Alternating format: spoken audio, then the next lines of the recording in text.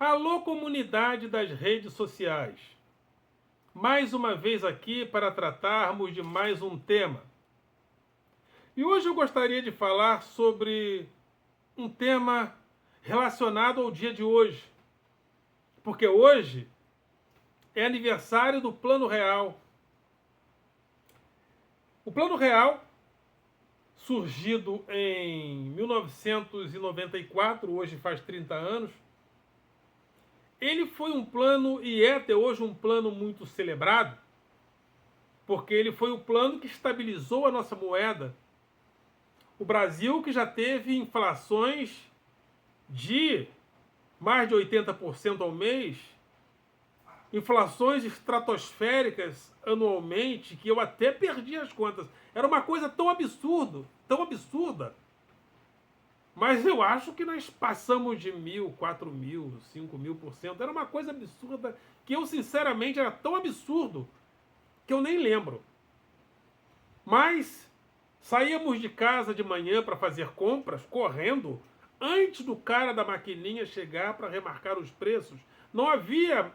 Chegou um ponto que não havia mais aquela coisa de uma Coca-Cola custar R$ 10 ou 10 cruzeiros na época, 10. Foram tantas moedas, cruzeiro novo, cruzeiro real, até esqueci os nomes. Mas não havia aquela expectativa de que o refrigerante, a batata, o arroz estaria no mesmo preço até o final da tarde. Então chegávamos no supermercado, às vezes correndo, e antes da remarcação de preço chegar num determinado local da prateleira, a gente ia para o local onde os preços não estavam sendo remarcados para pegar a mercadoria. Porque aquele valor não estaria mais ali da mesma forma até o final da tarde. Porque a inflação era diária. Os preços aumentavam absurdamente. E nós precisávamos de um plano de estabilidade da moeda que nos desse o mínimo de tranquilidade. Então, por mais que o Brasil tenha problemas, hoje em dia, as novas gerações, graças a Deus, nem têm informações a respeito disso. Deve ter no sentido histórico, mas não vivem mais dentro dessa realidade que nós vivemos. E isso, neste quesito, é muito bom. Mas eu gostaria de fazer mais perguntas a respeito do Plano Real, porque a impressão que a gente tem na imprensa é que o Plano Real estabilizou a moeda e pronto. Nossos principais problemas econômicos foram solucionados, porque houve a estabilidade da moeda. E eu faço a seguinte pergunta: será que a inflação era de fato o nosso principal problema, sobretudo social? Ou será que o receio da inflação voltar deve ser considerado como um fetiche econômico, como um fetiche social? Evidentemente que é importante estabilizar a moeda.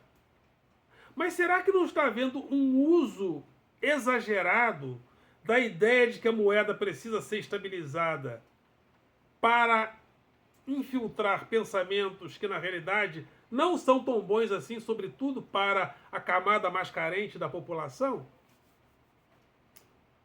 O que é o Plano Real? Eu gostaria de fazer esta pergunta: qual é o verdadeiro Plano Real? O que ele é, o que ele foi e o que ele é de fato e de verdade?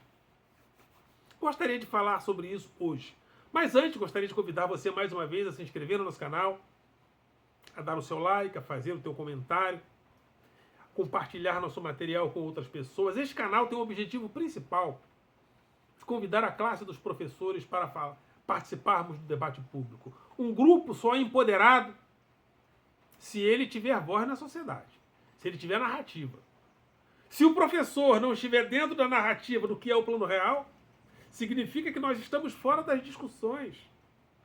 E sem narrativa, ficamos desempoderados. O setor econômico tem narrativa.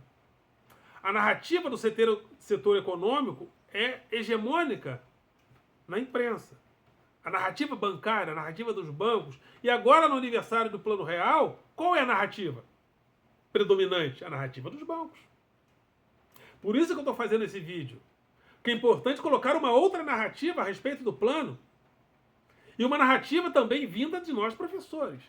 Precisamos saber quais são os efeitos colaterais. Eu não vou dizer que o governo FHC, que o Plano Real foi uma herança maldita deixada para o PT, como disse Lula. Mas o Plano Real tem efeitos colaterais que não são colocados. E esses efeitos colaterais do Plano Real, eles nos atingem. Nós, professores, nós que dependemos do serviço público, nós que dependemos de reajustes salariais para professores. Então, dentro dos seus efeitos colaterais, o Plano Real nos atinge. Mas que efeitos colaterais são esses? Eu gostaria de falar do Plano Real em 3 categorias, em 3 aspectos. O Plano Real de FHC, ou seja, do então ministro Fernando Henrique Cardoso, que assumiu o Ministério da Economia no governo Itamar Franco, em 94, com esse compromisso de estabilizar a moeda e estancar a inflação. O plano até deveria ser plano Itamar Franco, porque foi no governo Itamar Franco, mas porque o candidato à presidência veio a ser Fernando Henrique, então se consolidou que o plano deveria ser chamado de plano FHC, porque ele veio a se candidatar à presidência da República e ganhou no segundo turno do próprio Lula. Mas o Plano Real, ele é o plano Fernando Henrique Cardoso, mas ele é também o Plano Real do neoliberalismo. E tem também o Plano Real do PT, porque na época o PT foi contra, mas foi contra por quê? Foi contra também por efeitos do Plano Real hoje, que são efeitos colaterais deletérios a nós. Porque há situações econômicas do país que o Plano Real não solucionou. Não solucionou. E, inclusive, agravou. Eu estou dizendo com isso que a estabilidade da moeda não deveria ocorrer? Não, eu não seria tão estúpido. A inflação era ruim para todo mundo. Mas existem efeitos colaterais que nos atingem. Então vamos ao primeiro aspecto. O Plano Real, ele é um plano real do neoliberalismo. O que é o neoliberalismo? O liberalismo originário surge a partir do século XVII, mais ou menos. Ele é um liberalismo onde o foco era a propriedade privada e o investimento privado. Naquele primeiro momento, os liberais buscavam o apoio dos estados no sentido de que os estados pudessem corroborar com a liberdade de mercado. Abria-se um mercado internacional a partir das grandes navegações e a burguesia queria aproveitar dessa abertura desse mercado internacional para enriquecer. E com isso eles produziam riquezas reais. Bens, serviços, geravam emprego. E isso aconteceu de uma forma crescente, principalmente a partir de 45, depois do pós-guerra, até a década de 70. Ou seja, nós tínhamos uma economia, nós tínhamos um capitalismo centrado na riqueza real. Bens, serviço e geração de emprego.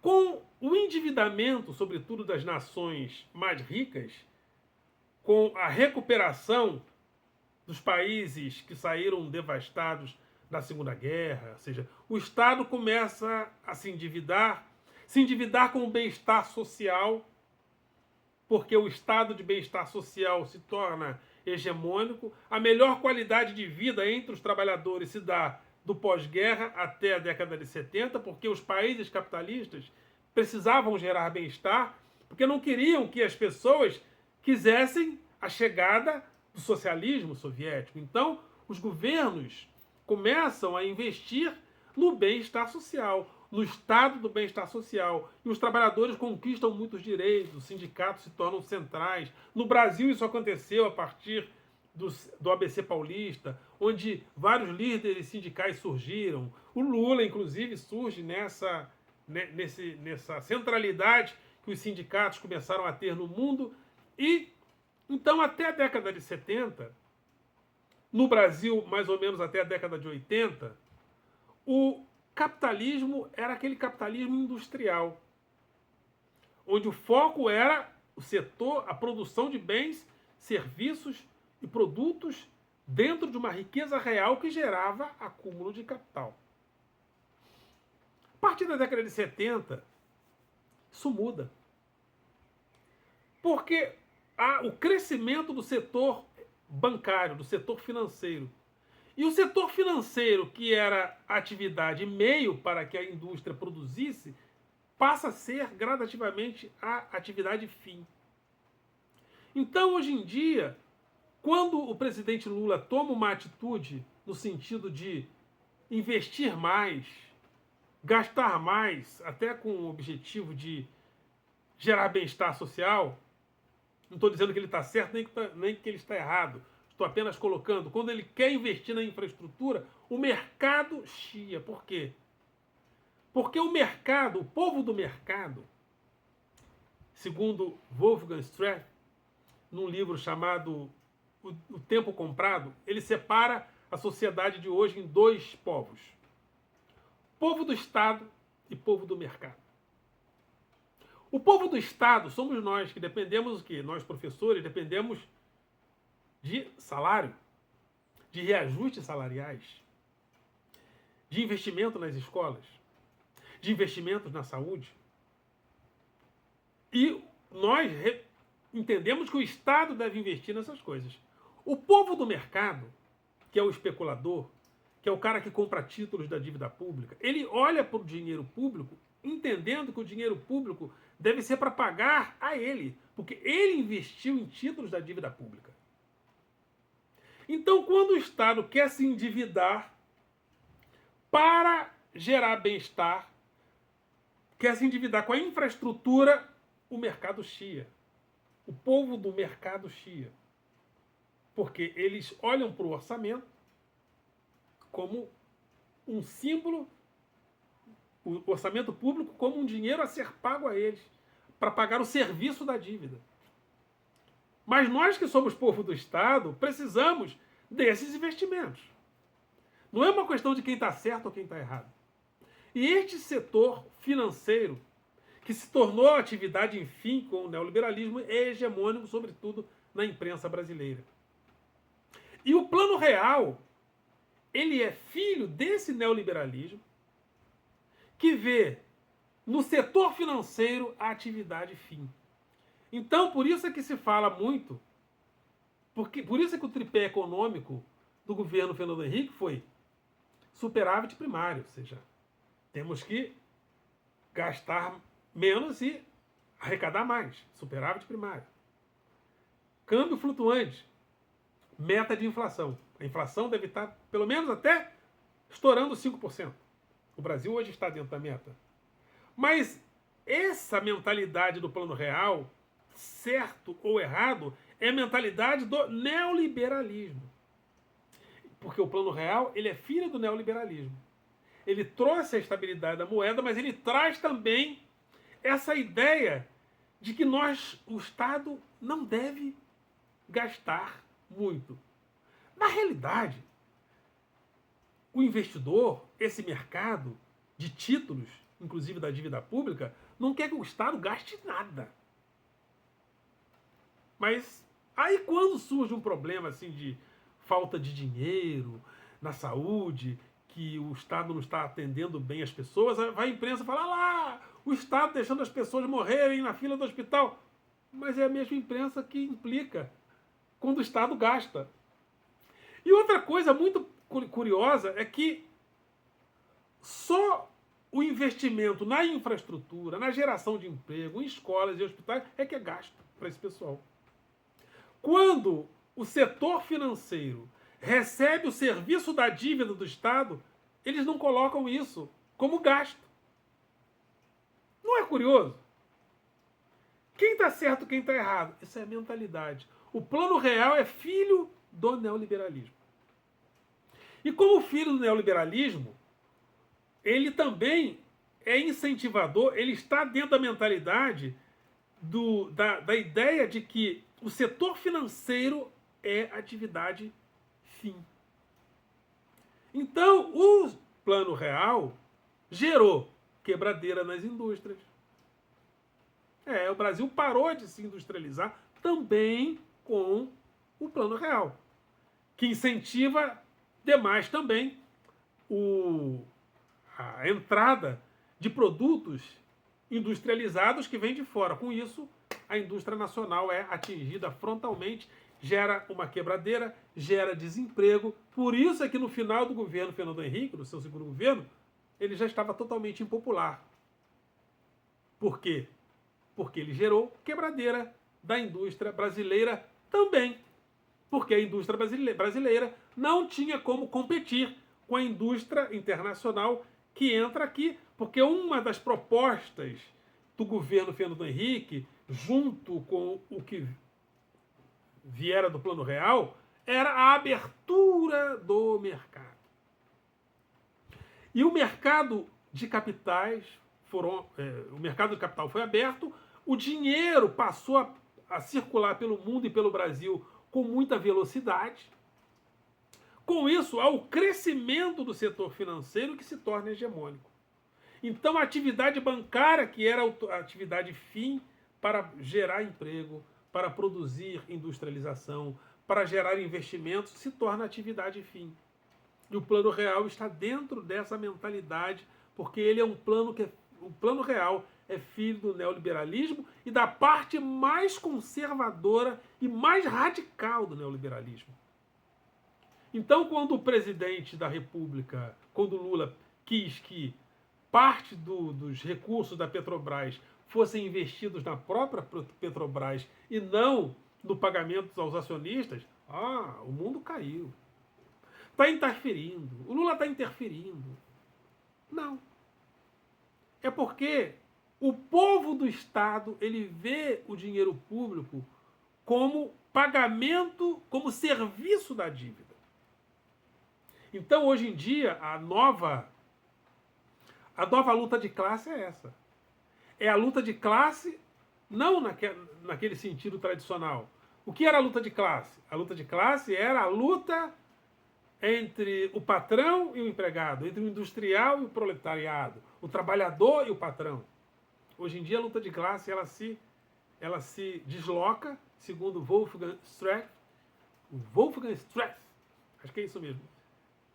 Escreve-se Wolfgang Streeck. Então, vou arriscar aqui. Wolfgang Streeck, que escreve esse livro que eu falei, né? O Tempo Comprado. Então, ele separa povo do Estado e povo do mercado. E muita gente fala que a luta de classe acabou, a luta de classe acabou para o pobre. O rico continua lutando, principalmente no Brasil, para que o orçamento público não vá para as escolas, não vá para os hospitais, não vá para a infraestrutura das empresas. Aí, as empresas investem não necessariamente na sua produção, ela investe na sua marca. Porque hoje em dia o grande lucro do capital financeiro, do capitalismo financeiro, o capitalismo hoje, ele deixa de ser um capitalismo industrial para ser um capitalismo financeiro, o grande lucro é gerado na própria marca da empresa. A empresa coloca a sua marca no mercado financeiro e a valorização daquela marca gera acúmulo de capitais. Aí acontece o que aconteceu lá em Brumadinho. A empresa deixa de investir na sua infraestrutura. Aí o que acontece? Acidentes, inclusive ambientais, com a abertura lá dos rejeitos que invadiram os locais e mataram várias pessoas. Então o Plano Real ele é filho do neoliberalismo. Então é importante entender o Plano Real. E existe o Plano Real do PT, porque o PT na época ele foi contra o Plano Real, porque ele intuiu que o Plano Real geraria desemprego, geraria desindustrialização, Então, o plano real, que é plano de ajuste monetário, não necessariamente é plano de ajuste econômico, de equilíbrio econômico. O plano real estabilizou a moeda, mas não necessariamente ele é estabilizador da economia. Por isso é que mesmo com a moeda estável, nós produzimos, hora ou outra, desemprego. Depois a gente recupera, depois o desemprego volta. Porque a estabilidade da moeda não é sinônimo de estabilidade econômica. Inclusive, durante a década de 30 até a década de 80, a indústria brasileira crescia. O Brasil foi o país que mais cresceu industrialmente da década de 30 até a década de 80, mesmo havendo inflação durante esse período. Então é importante saber o que é o Plano Real. O Plano Real é um plano que está dentro da mentalidade neoliberal. E existe o plano, que é esse plano, a FHC. Existe o plano FHC e existe o plano real visto pelo PT. Mas a crítica que o PT fez ao plano real, ela se perdeu por quê? Porque o plano real começou a se tornar tão hegemônico. E ele se torna hegemônico porque o capitalismo financeiro se torna hegemônico no mundo. Não é só o plano real em si, é o plano real junto ao que ele representa dentro do capitalismo financeiro do mundo. Que é porque o capitalismo financeiro ele tem a atividade bancária, atividade financeira como atividade fim. Antigamente os bancos financiavam a indústria. Hoje em dia não. O objetivo dos bancos era financiar a produção, o emprego, a infraestrutura. Hoje não. A atividade bancária se tornou atividade fim. E isso é um perigo, porque naquela época o Estado investia em saúde porque a indústria precisava de um trabalhador saudável. Por isso que a indústria investia no recreio dos trabalhadores. As empresas, as indústrias faziam festas no final do ano para a família dos trabalhadores, dava brinquedo para os filhos dos trabalhadores, pagava estudo dos filhos dos trabalhadores. Por quê? Porque o trabalhador precisava se sentir bem, ele precisava estar saudável para produzir melhor. Hoje em dia, não. Os trabalhadores foram dispersos na cidade. E essa indústria, como ela foi robotizada, digitalizada, e a marca é que gera mais riquezas, não necessariamente a produção de bens, serviços e produtos, então ela não precisa de um trabalhador saudável, porque o trabalhador não está mais nela. Então muitos estados começaram a tirar recursos da saúde. Entenderam? Então, o plano real é ruim? Não estou falando que é ruim nem bom, estou falando que ele tem efeitos colaterais que nós precisamos estar atentos. Porque o plano real é filho do monetarismo, é filho do neoliberalismo. E quando a imprensa fala do plano real comemorando, ela fala do plano real, só como plano real de FHC, de ajuste monetário, plano neoliberal. Mas ela não fala que o plano real não resolveu o nosso problema de industrialização. O Brasil vem se desindustrializando gradativamente do plano real para cá. Muito curioso isso. E os nossos ciclos de desemprego, isso o plano real não resolveu. E eu percebo que dentro do discurso da imprensa, isso não é colocado. O plano é como se a economia, é como se o Banco Central só tivesse uma função: não deixar a inflação voltar. Pronto. Só isso. Por mais que eu entenda pouco de economia, não entenda. O Banco Central existe só para não deixar a inflação voltar. Eu desconfio quando um discurso ele só tem um lado. Só tem algumas frases. Eu não gosto de poucas frases para as pessoas me explicarem as coisas. Sei, eu desconfio. Qual o problema da economia brasileira? Qual a função do Banco Central? Controlar para a inflação não voltar. É o fetiche do problema inflação. O Brasil só corre um perigo: da inflação voltar. Eu desconfio. Então, existe o plano real do neoliberalismo. Existe o Plano Real de FHC, que confirma o neoliberalismo dentro do seu invólucro. Existe o Plano Real do PT. O Plano Real do PT é combatido. A relação do PT com o Plano Real, a inflação do PT com a economia, ela é combatida pela imprensa. Por quê? Porque o PT entende que o Estado deve se envolver no gasto com a infraestrutura ou no investimento com a infraestrutura para que o país gere emprego e renda real. E toda vez que o presidente quer investir na infraestrutura de uma Petrobras, é interferência, é interferência, é interferência. Por quê? Porque o povo do mercado só entende o orçamento como serviço da dívida. Mas nós que somos povo do mercado, que somos professores de escola pública, que temos alunos da escola pública, que se tivermos algum problema de saúde precisamos de hospitais públicos que funcionam, e não dessa vergonha que está acontecendo lá no INCA, onde as pessoas têm o seu tratamento de câncer interrompido.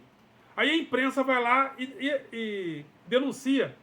Mas é ela que vive dizendo que o Estado não pode gastar. Se o Estado não pode gastar, como esses problemas vão ser resolvidos? É a pergunta que eu deixo aqui para todos nós. Ok, galera? Vocês são do coração.